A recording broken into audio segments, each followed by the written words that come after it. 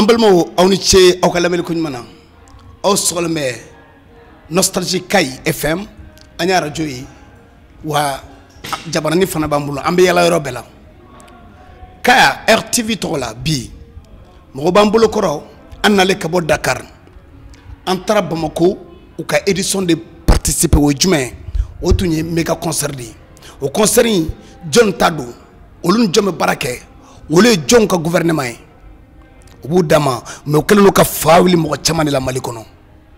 o keleno ka be hakilna tanro olu tala oni be fana be barake John do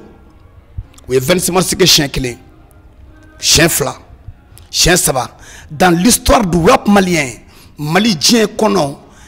Mali na sous raison bela jelena ita ko artiste tra concert que ni star na ni ulute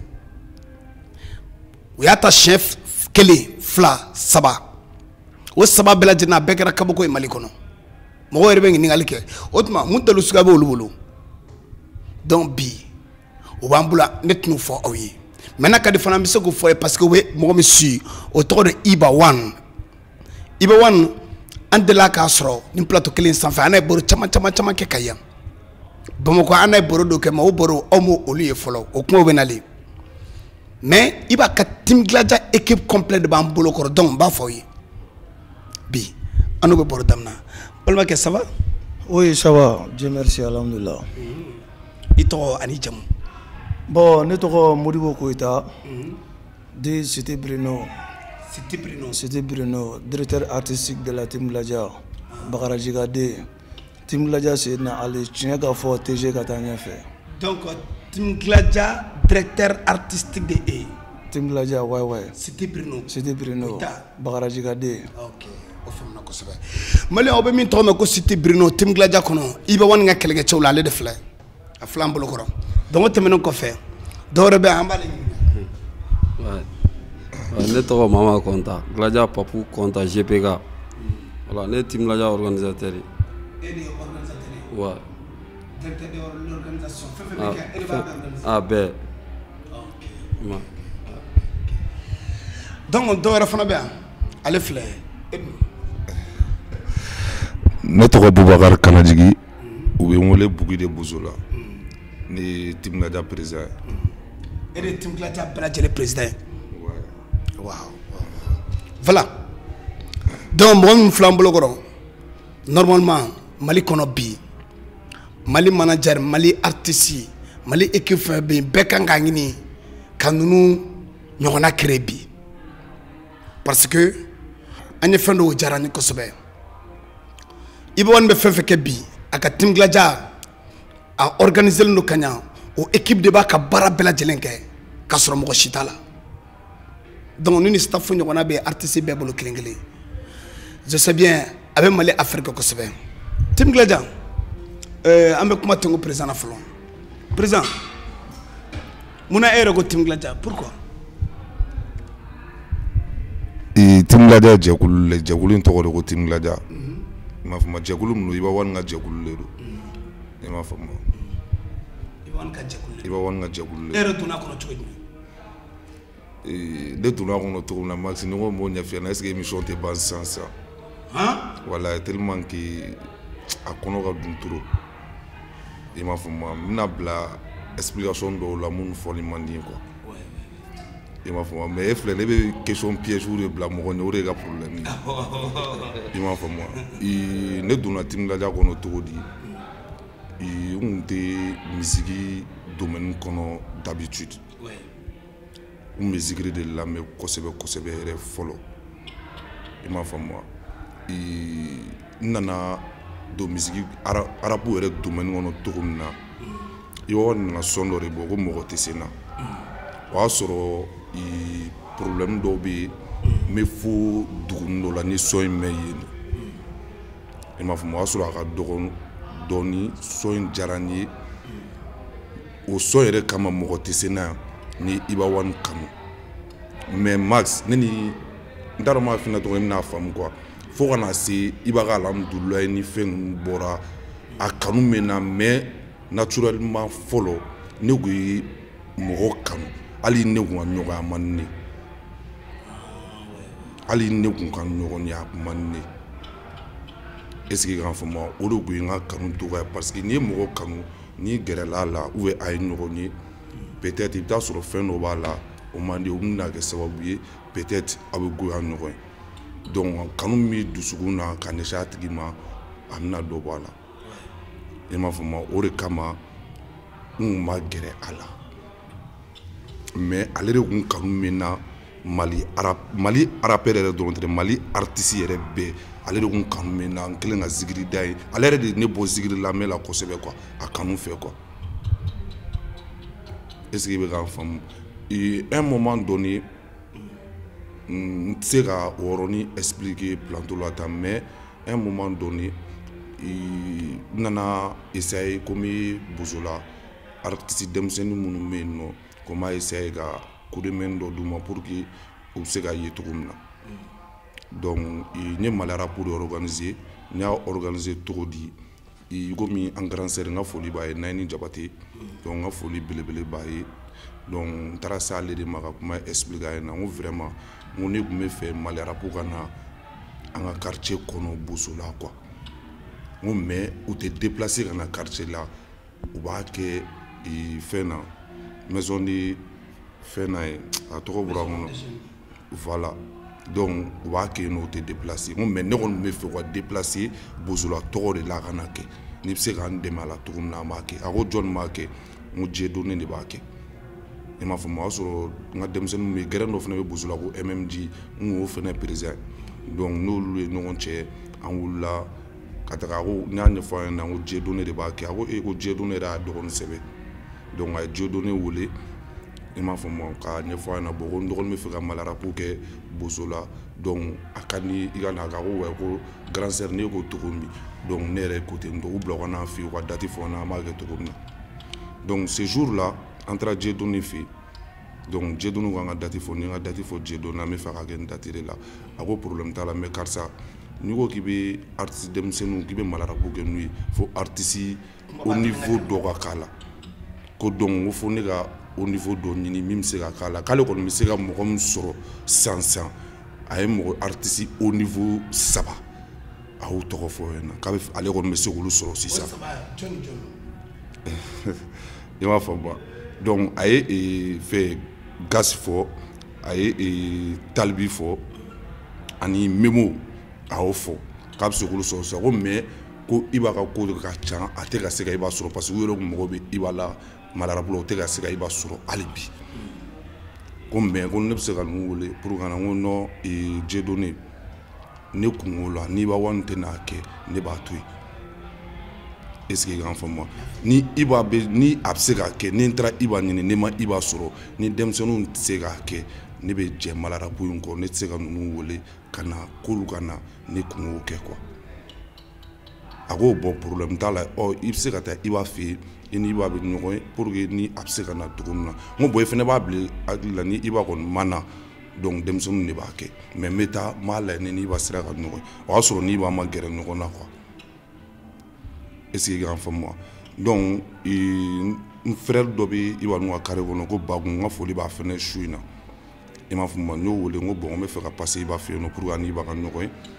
i m'a faamu donc n bɛna n ka Mali rap bonya d'a kan n taara n y'a wele k'a wele an taara rendez-vous di ɲɔgɔn ma an taara Iba fɛ yen nɔ Iba bɔra sunɔgɔ la a nana an ye ɲɔgɔn ye a ma hali gɛlɛya est-ce que i k'an faamu donc n ka hakilina ye min ye Mali rap la n y'a ɲɛfɔ a ɲɛna a ko problème foyi t'a la ko ni n bɛ ka na nin kuma de ko problème foyi t'a la c'est à dire quoi mais i b'a ye juru dɔ de don ne la diɲɛ kɔnɔ quoi min sara tɛ n bolo quoi est-ce que i k'an faamu donc Mali rap kɛli tɛ dɛ n bɛ ka na nin kuma de ye quoi donc an ye kuma fɔ n na ko problème t'a la ko mais nin don n kan ka taa nin yɔrɔnin na parce que n kan ka bɛn seli tile damadɔ de ma n kan ka taa nin yɔrɔ la donc est-ce que an bɛ se k'a reporter n ko ni e kɔni bɛ na a bɛ reporter yɔrɔ bɛɛ ne téléphone bɔ ni Dieu donné wele n ko bon Iba kan ka taa nin na n'a ye ɲɔgɔn ye n'a bɛ se k'a reporter Dieu donné ko problème ko n'an bɛnna date o date la k'an ka fɔ an bɛnna date min na donc n y'a ɲɛfɔ Iba ɲɛna Iba ko problème foyi den kelen t'a la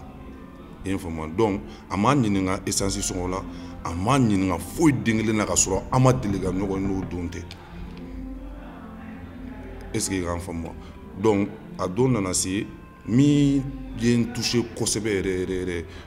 un artiste comme Ibawan a essayé malarabu mɔgɔ minnu kan ka na organisation ni fɛnw na kan ka tile an bolo a essayé ka dumuni ni fɛn dɔw labɛn est-ce que grand femme pour que an bɛ se ka taa d'u ma u ka tilegan fɛn ni fɛnw u ka dumuni ni fɛnw kɛ cogoya min na donc n y'a ŋaniya fɛnɛ o dumuni dɔ fɛnɛ la n k'a ta ka taa di Iba ma a k'a dun i ye n faamuya donc wulila ni n ka denmisɛnnin dɔ ye moto ta an taara Iba fɛ yen nɔ donc an ye nin dilan ni i ta filɛ nin Iba tɛ ne dɔn a tɛ ne bɔ yɔrɔ dɔn an ma deli ka ja an ma foyi diɲɛ kɔnɔ Iba ye bolo don dumuni na an y'an sigi an y'a dun c'est à dire o de bɛ n kɔnɔ ma se k'a faamu hali n bɛ yɔrɔ min na quoi a tɛ n dɔn an ma deli ka ɲɔgɔn n'o sababu tɛ ne ka dumuni dilan ka taga di Iba ma an ka tila k'an sigi parce que obligatoirement n b'a dun parce que ne de taara n'a ye an ka tila k'an sigi k'a dun ɲɔgɔn fɛ an ka wuli ka na malarabu heure ka se Iba de bɛ ka tila ka ne wele karisa heure sera a m'a kɛ cogo di Iba ka taa ne kunna wolo an ka sigida la ni o kanali est-ce que an faamuya après malarabu kɛra o ala tan n'o ala yɛrɛ sababu la o kɛra sababu ye bozola denmisɛnnin dɔ sera ka gɛrɛ Iba la fo u bɛ sera ka progresser à grâce de Ibawan donc après malarabu banna n bɛ fɛ ka taa bonyamasegin na n taara bonyamasegin na a fɛ yen nɔ ka fɛn kɛ ka sɔrɔ k'a fɔ a ɲɛna Ibawan ne ma deli ka tugu rapper kɔ fɔlɔ yan diɲɛ wuli cɛ est-ce que an faamuya mais bi ne Iba n'i bɛ sa fɔlɔ ne fɔlɔ de bɛ sa wa n'i ye hɔrɔn de m'o dalakan ne kan ni Iba bɛ sa bi n y'a ɲini ala fɛ ni fɔlɔ de ka sa fɔlɔ Ibawan ka sɔrɔ ka sa m'o kan ne kan i m'a faamu o de kɛra ni tugutogo Ibawan kɔ fo an filɛ nin yɔrɔ min na ko bi wa fo lahara jɔ don o kelen fo lahara wala bila ni hɔrɔn i m'a faamu donc n'i y'a faamuya i bɛ poste yɛrɛ jumɛn la Team Gladia kɔnɔ n bɛ fɛn de la d'habitude komi sécurité ninnu caman bɛ yen nɔ n dɔgɔninw kun don n'u ye ko caman caman kɛ n ko la n ko n tɛ fɛ ka n da don olu niveau la n da tɛ don olu niveau la donc ne y'a essayé pour ka na n'olu ye ni Iba bɛ sa fɔlɔ an fɔlɔ ka sa donc o sécurité ni kun président ye ne ye d'habitude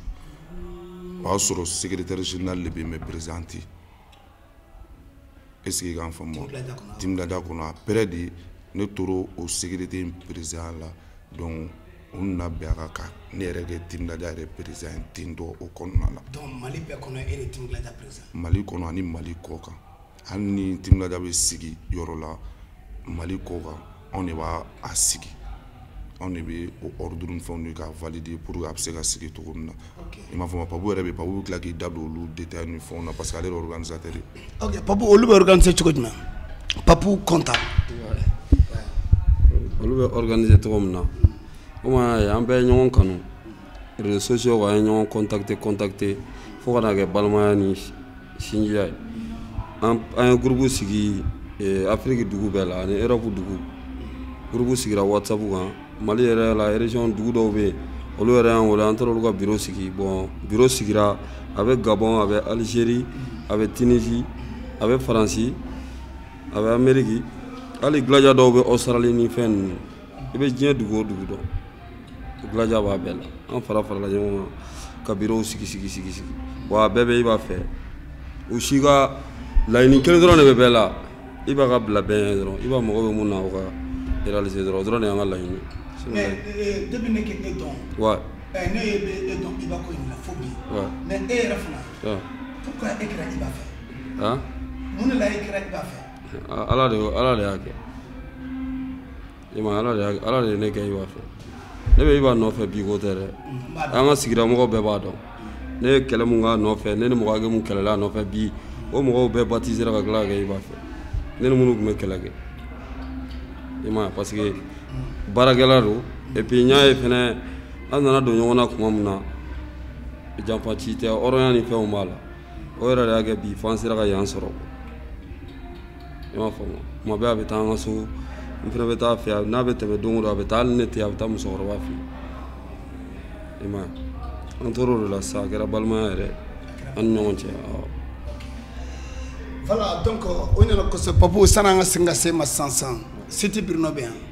C'était ça va? Bagadajiga. Ouais, Bagadajiga de. Bagadajiga de mais Jo. Les gars jongolon nga farni Bagadaji de. Ay Bagadajiga. Ay engini nga jongolon nga la benen alache. Bagadaji sigida be. Ay efnata imam marko jongoloni. Ima jongoloni ngumame. Jongoloni tesi Bagadaji de kay jongoloni ngadi. Ça va? Oui, ça va, Dieu merci. Eh refuno pour gay be ibako. Bon, ne be ibako. Ne te ibako franchement pour que rase ga femme. Ne be ibana so mo de ko. Ne tate ibako e ble ne di iba e famille ne quoi. Parce que ne comme madame ne bi o se ka laban bi la quoi. Ça c'est vrai. Donc ne ngombe ibako cela veut dire ni na so mo ko. Oui, ci. Ya femme. Voilà. Donc, allez ta femme là ou bien bi moka do an ngi sor kaydi am befle kaydi ya femme am befle kaydi donc glado fin de bien aujourd'hui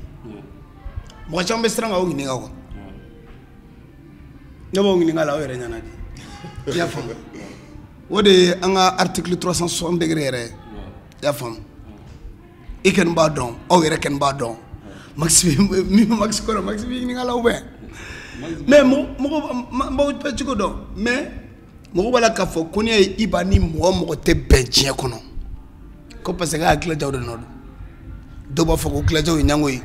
do ba fo ko ashirudu ko ta fe mo agre ibala do ba fo ko no ko iba fleur iba ere mo e ma no ko mo de te mo parce que ta fe mo agre ibala donc tout le monde dit baby ka akina fo wa akuma be tourner ne ɲagɛlɛ ni kɔni ko diɲɛ fankelen ma ye mɔgɔ t'o sɔsɔ o y'a ka yeta de fɔ mali la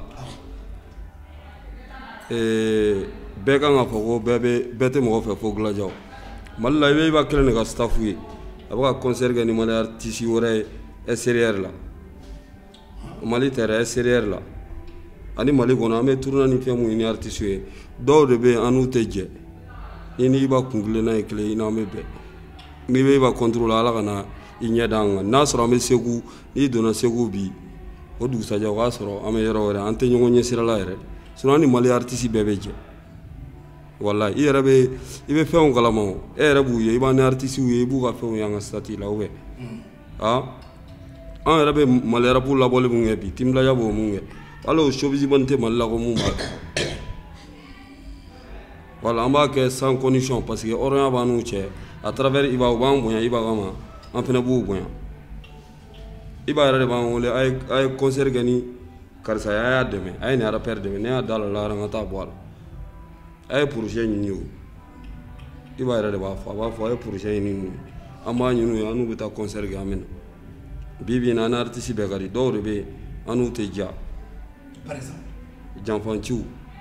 an n'olu tɛ ja janfanciw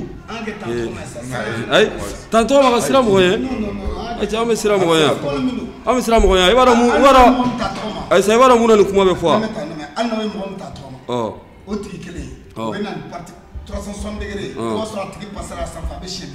30 ok an n'a tigi kelen bɛ ok an tɛ sira mɔgɔ ye sa n'a fɔra k'an tɛ mɔgɔ fɛ o b'an ka yɛrɛwoloya de kɔfɛ o n'an ka fidélité jɛkulu fila dɔrɔn de bɛ mali la mun mɔgɔw tɛ changer o ye Amsaridini ni Timinadiya ye fo ka diɲɛ wuli u tɛ changer n'u wulila k'u bɛ fɛn fɛn kɛ u b'a kɛ mɔgɔ si tɛ se k'a bali an yɛrɛ bɛ ala fo k'a barika da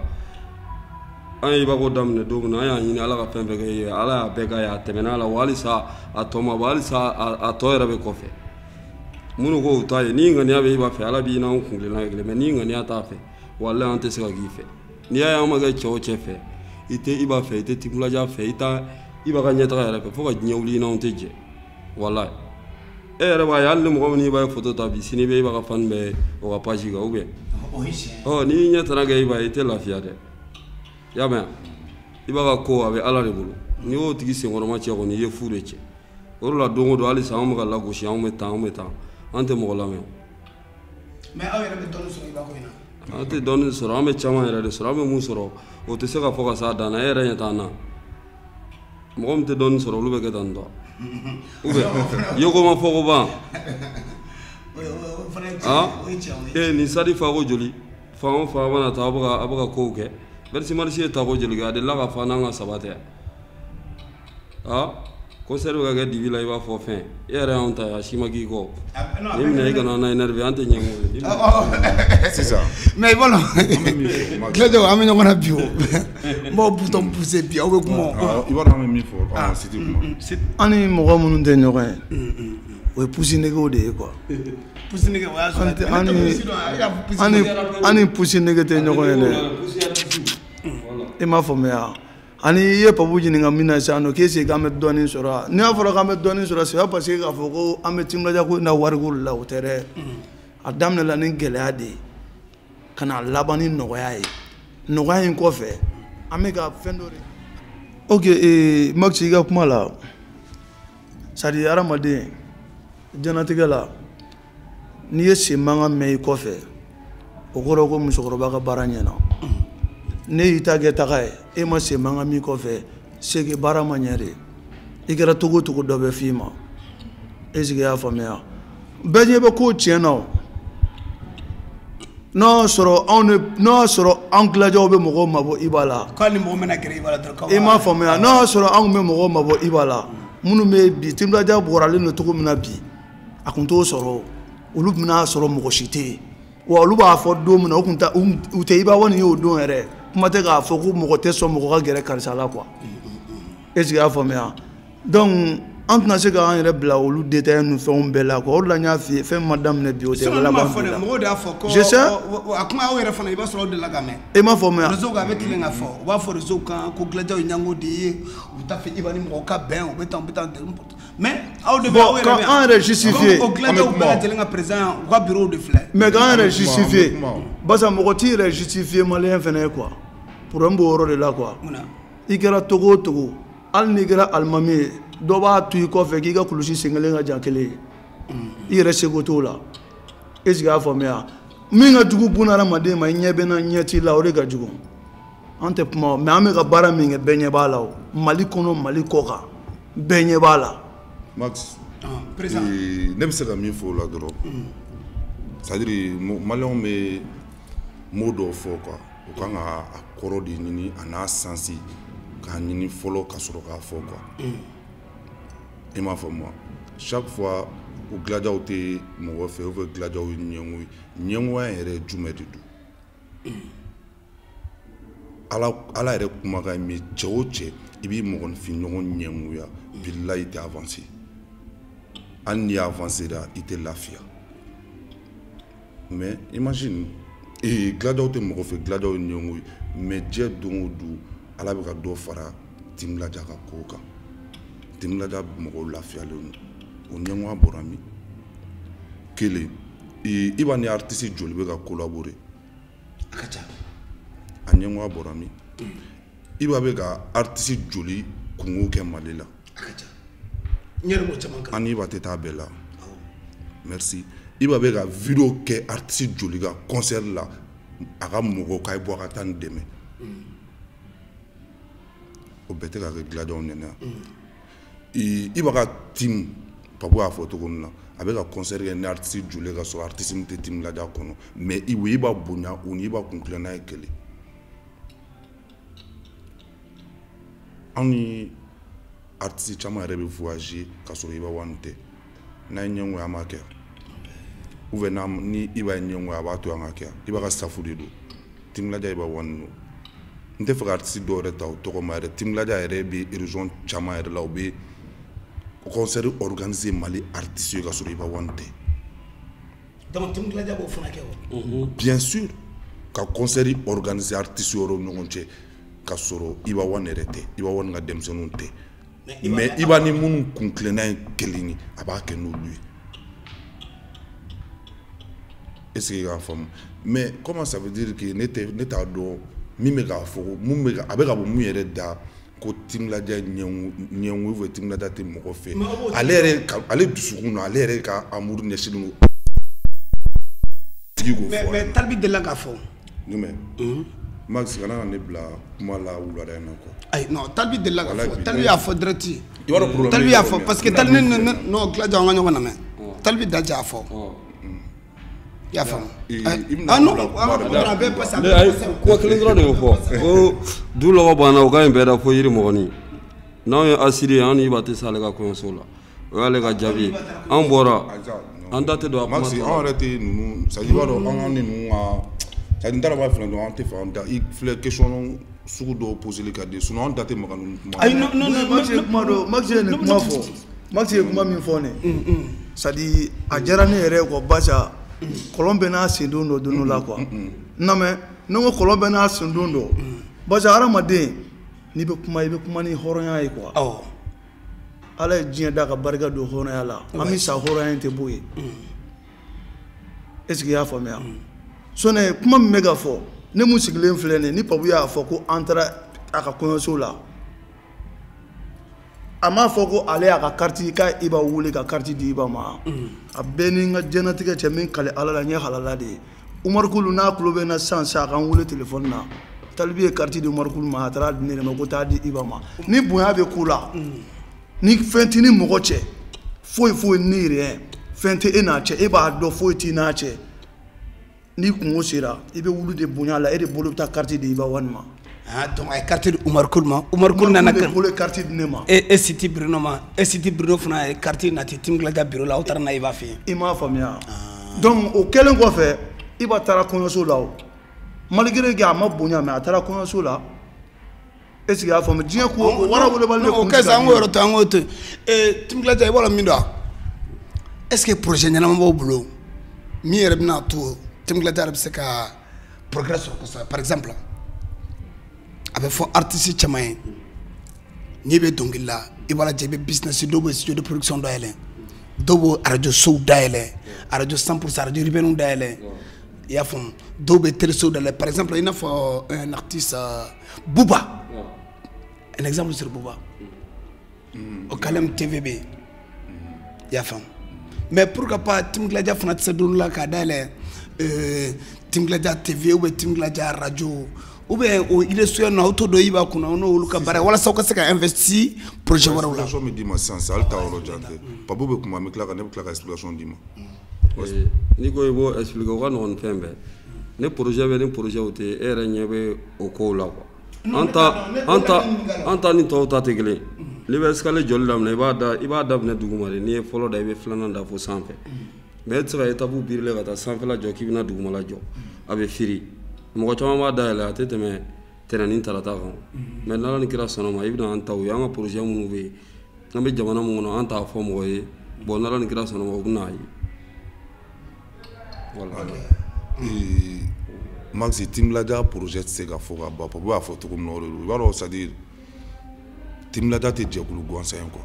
fɛn dɔ de b'a kɔnɔ maliyɛnw t'a dɔn quoi maliyɛnw bɛ min ye dɔrɔn Timglaja ye nin kɛ tan ta u ye nin kɛ tan ta mais Maxi dans les jours à venir i bɛna bɔ Timglaja ka ko caman kalama wala bi la n bɛ ka sɛbɛkan yɛrɛ de f'i ɲɛna tan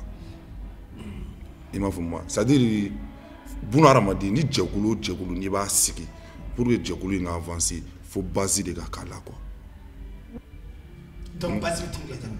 Timglaja yɛrɛ c'est à dire base dɔ de bɛ Timglaja kɔnɔ ka mɔgɔw t'o dɔn quoi base dɔ de bɛ yen nɔ f'i k'o de dɔn quoi non i b'a hakɛ to i m'a faamu donc n bɛ se ka min f'i ɲɛna dɔrɔn j'espère que Timglaja TV i y'o ye quoi parce que n bɛ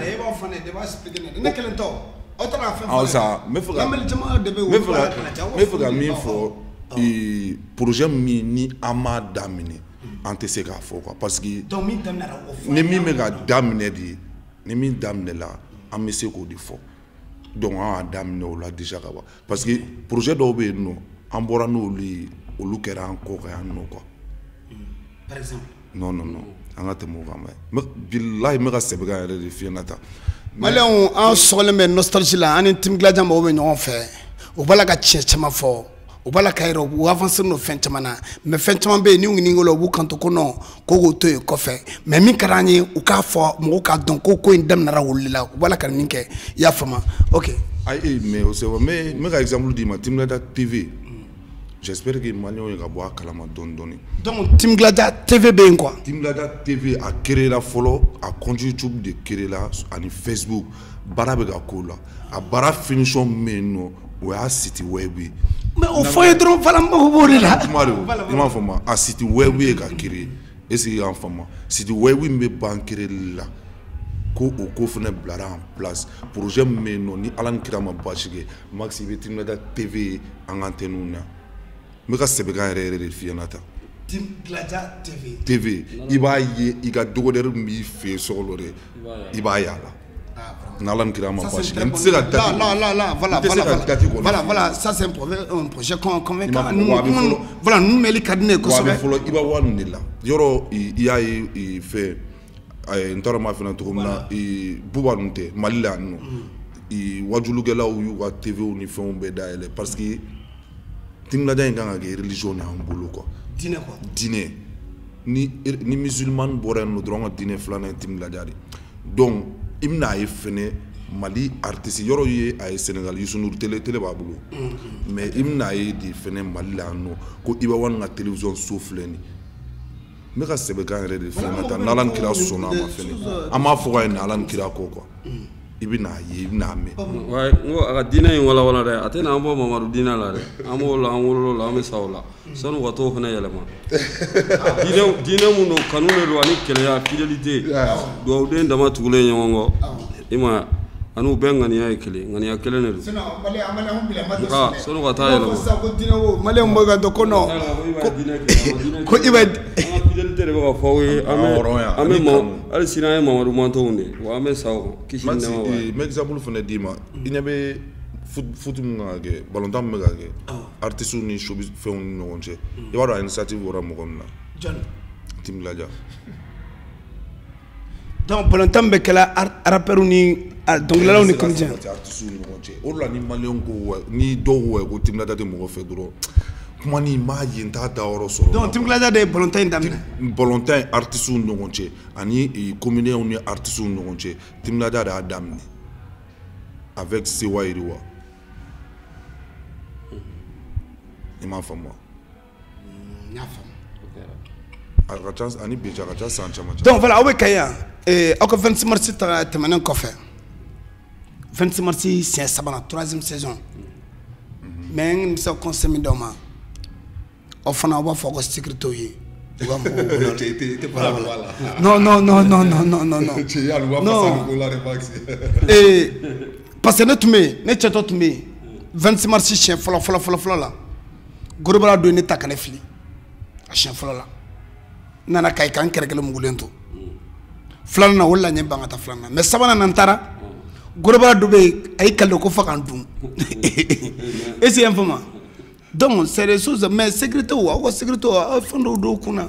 mɔgɔ dɔ bɛ yen olu ma u kan ka podium sécurité ne de bɛ scène sanfɛ micro bɛ ne de bolo ne de b'a la concert animé an mɔgɔ fila ne ani un frère là Soul donc Gorobalaw k'a fɔ k'u tɛ mɔgɔ c'est pas bon i b'a dɔn Max an yɛrɛ de ka projet o yan hali n t'a dɔn m'a f'i ɲɛna cogo min na i b'a dɔn c'est à dire an bɛ fɛ concert in ka kɛ cogo dɔ de la a organisation scène ka kɛ cogo dɔ de la an k'o ma an tɛ fɛ ka mɔgɔ si de an ka scène sanfɛ ni animateur ni bɛna yɛlɛ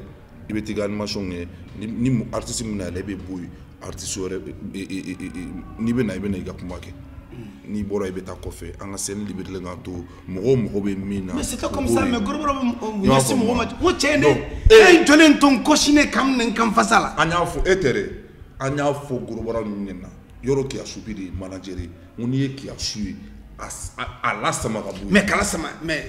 u ye min kɛ na comme ne yɛrɛ ye Orobo ye sinon Jo ni n tun kɛra Kiyasu la c'était fini pour lui hein. oui. ya bɔ a bɛ fɛnɛ dɔn a b'a dɔn e Max i b'a ka animateur nin na donc a bɛ kɛ an fɛ mɔgɔw yɛrɛ de la an yɛrɛ kɔ n'an fɛn fɛn yɛlɛla de. mais 26 mars kɔfɛ projet jumɛn bɛ yen sisan concert b'aw bolo yɔrɔ jumɛn double album bɔlen kɔfɛ.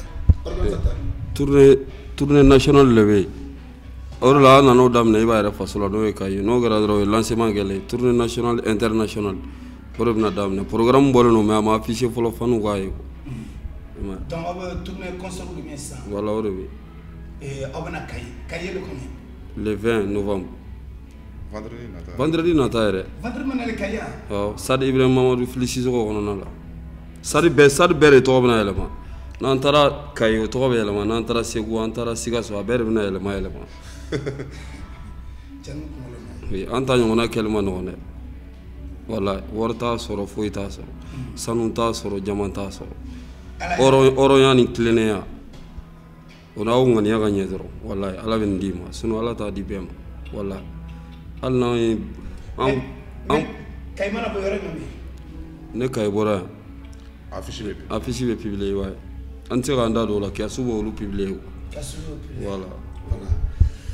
voilà donc maliyɛnw an b'aw fo aw ni ce aw ka lamɛnni ko ɲuman na bi an bɛ plateau min sanfɛ bɛɛ lajɛlen b'a dɔn article 360 degrés Gladian ni bɛ an ye dɔ kɛ ɲɔgɔn na dɛ mais comme Gladiaw ka bureau de filɛ donc an ma profiter san'an ka kun cɛ donc appel jumɛn b'olu yɛrɛ bolo bakuruba la ani message jumɛn b'u bolo ka ɲɛsin Mali artiste bɛɛ lajɛlen ma ani Gladia tɔw bɛɛ lajɛlen ma. C'était en bas de la cité. Bagadajiga. 100%. Jo, fara Bagadaji ka fo jongolon nga woro. Après tu jongolon may. Oh, ne na fana wala jongolon no. Tan amene. E ma aga mo no me bolika tu da ya. Basa yene fa ba ya bebe no de. Voilà, ga dernier mot. Bon, nega me kuma mi fara nga kuma ga. Sadi amani ni Gladia fen vebe exerel la. Ani fen vebe Mali la. Ne ka foli b'u bɛɛ lajɛlen ye ani an ka gladiatrice ka présidente n'o ye Bata Konta ye donc ne bɛ foli fɔ a fɛnɛ ye basa ouais Papu kɔrɔmuso don Papu balimamuso don quoi donc an bɛ foli d'a fɛnɛ ma ka wuli ka jɔ la su fara tile kan donc ale de bɛ muso ninnu bɛɛ fara ɲɔgɔn kan donc k'u don da kelen fɛ k'u bɔ da kelen fɛ donc an ka foli b'a fɛnɛ ye en fait n'an tɛmɛn'o la komi an bɛ concert min na Kayi yan an b'a ɲini bɛɛ lajɛlen fɛ bɛɛ ka bɔ joona an nakun ye o de ye parce que album sɔn ka ca i y'a faamuya donc pour que album sɔn bɛɛ ka se ka da fo Kayikaw bɛɛ ka bɔ joona n'u bɔra joona sisan 23h ka sɔrɔ stade falen 23h i b'a bɛ yɛlɛ 23h yɛrɛ de pile yɛrɛ kana se ka an tɛ fɛ bousculeni ninnu ni tanni ni fɛnw ka bɔ a la quoi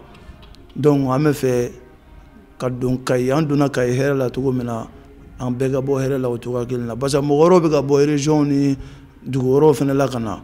Afrique dugu dɔw la ka na bɛɛ bɛ ka na concert in kama i y'a fɔ Kayi concert in yɛrɛ kama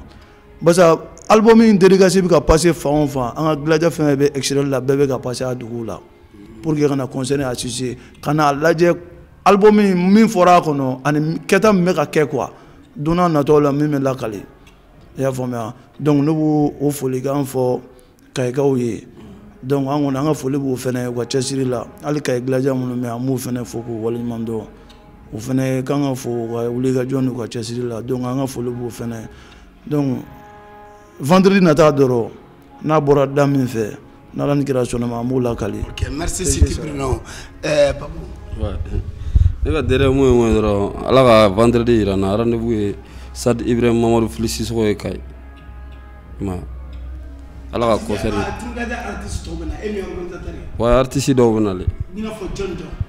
non olu tɛ minnu bɛ nale i bɛn'u ye a tɛ dogo i la parce que an ka artiste ka ca an tɛ se ka tɔgɔ fɔ kɛ ouais dɔw bɛ nale ok donc ni mɔgɔ min b'a fɛ ka i b'a sɔrɔ dugu tɔw la don i bɛ kɛsu contacter i bɛ taa ka page kan numéro min bɛ yen i b'o contacter i b'a sɔrɔ ok merci Papu Konta merci donc Buki de Bozula donc ne bɛ se ka min fɔ dɔrɔn m'an ka Gladiaw bɛɛ lajɛlen fo gladiateur gladiatrice an bɛ bɛɛ lajɛlen fo Gladia fɛn fɛn bɛ Mali kɔnɔ min bɛ Mali kɔ kan an ka foli bɛ se a bɛɛ lajɛlen ma u bɛɛ ni cɛsiri u bɛɛ bɛ ka baara kɛ su ani tile donc an ka foli bɛ lase u ma an tɛ se ka sigi kɛnɛ foyi ka jɛ kɔnɔ n'an m'u ka foli lase n'o bɔra ye précisément an bɛ Kayi Gladiaw fɛnɛ fo an ka bureau bɛ yan depuis an nana u y'an kɛ ka ɲɛ an bɛ ka fɛn bɛɛ kɛ ɲɔgɔn fɛ donc an b'olu fɛnɛ fo donc n bɛ se ka min fɛnɛ far'o kan tuguni o ye album ye an b'a ɲini Gladia bɛɛ lajɛlen fɛ bɛɛ k'i seko kɛ album in na ni bɛ se ka album san togo la i bɛ se ka album lasɔrɔ togo la on est prêt an bɛ a kama de donc bɛɛ ka album ɲini album ka kɛ souvenir ye Gladia kelen bɛɛ bolo. album ye joli? album volume 1 volume 2 de don volume 1 1000 volume 2 1000 donc volume 1 2 1000 10 000 est ce que y'an faamu wa je crois que an ye sous région dɔw bɛ yen nɔ olu caman bɛ yan olu ka contact ni fɛnw bila Afrique Europe i m'a faamu wa ani yɔrɔ caman i m'a faamu wa et puis yɔrɔ dɔw bɛ yen nɔ a kan ka taa yen n'o ye donner l'avant an n'olu fɛnɛ ka information ni fɛnw bila u bɛ se k'olu lasɔrɔ cogo min na seere bɛ ka taa di u bɛɛ ma parce que an kɛlen ka bureau de sigi sous région na Europe Asie ni fɛn ninnu Timinadiya bureau sigilen don a yɔrɔ caman na donc an b'a bureau président ou bien bureau organisateur ka numéro kɛ fɛnw ka seere bila ka taa d'u ma donc mɔgɔw bɛ se ka taa sɔrɔ u bolo nɔgɔya la cogo min na donc an b'o de ɲini Gladia bɛɛ lajɛlen fɛ bɛɛ ka seere ɲini n'i bɛ dugu la donc numéro bɛ bila affiche bɛ dilan i b'a numéro wele donc a bɛ se ka ɲɔgɔn lasɔrɔ i bɛ seere lasɔrɔ cogo min na donc n bɛ se ka min fɔ ka far'o kan vendredi de concert le 20 an b'a ɲini bɛɛ lajɛlen de fɛ Kayi ka bɛɛ Kayi yan kɛ max an tɛ Kayi yan yan depuis a bɛ ɲini ka na 2 semaines bɔ an bɛ yan nɔ fɛn ko la i b'a dilan o yɔrɔ jumɛn e yɛrɛ n'an t'a boli bɛɛ la ɲɔgɔn fɛ i m'a faamu donc vendredi n'Ala ni kira sɔnna an bɛ min ɲini Kayikaw fɛ dɔrɔn bɛɛ ka bɔ joona o de ka gɛlɛn an ma kosɛbɛ an b'a ɲini bɛɛ fɛ bɛɛ ka bɔ joona parce que concert labɛn min kɛlen don a kama n'i sera yen nɔ a tɛ dugu yɛrɛ la quoi hali matɔw su bɛ ka bɔ Bamako ka na Kayi concert in kama préparation danni kɛlen don concert in na max donc a fɔ Kayikaw ɲɛna bɛɛ de ka bɔ joona quoi i m'a faamu parce que laɲini yɛrɛ min an bɛ fɛ 33 morceaux in yɛrɛ de bɛɛ ka da quoi an bɛ fɛ album in yɛrɛ de volume 1 volume 2 y'a faso de max c'est vrai Maliens taar'o Bamakɔ taar'o Afrique taar'o mais ayi hali n'an n'olu bɛɛ ma jouer parce que olu caman tɛ yan i m'a faamu mais hakilina ye min ye a bɛ fɛ a ka 33 morceaux bɛɛ de da a Fadugu in na yan nɔ minɛ u k'a dɔn k'a fɔ a ma si a ɲɛna gansan quoi a sira min kama a ye résultat k'a la quoi album in baara la trop max donc Kayikaw ka bɔ an ka jɛgɛni kɛ hɛrɛ la badenw kɔnɔ a banna donc ne bɛ bɔ kuma kɔnɔ salamaleykum. merci Tim Gladia n diyara n ye trop n diyara n ye kosɛbɛ voilà n bɔra aw bouton rouge digila an ye baro caman kɛ vraiment ne ka di n ye kosɛbɛ i y'a faamu donc merci Basari Ɲangara ale bɛ caméra la.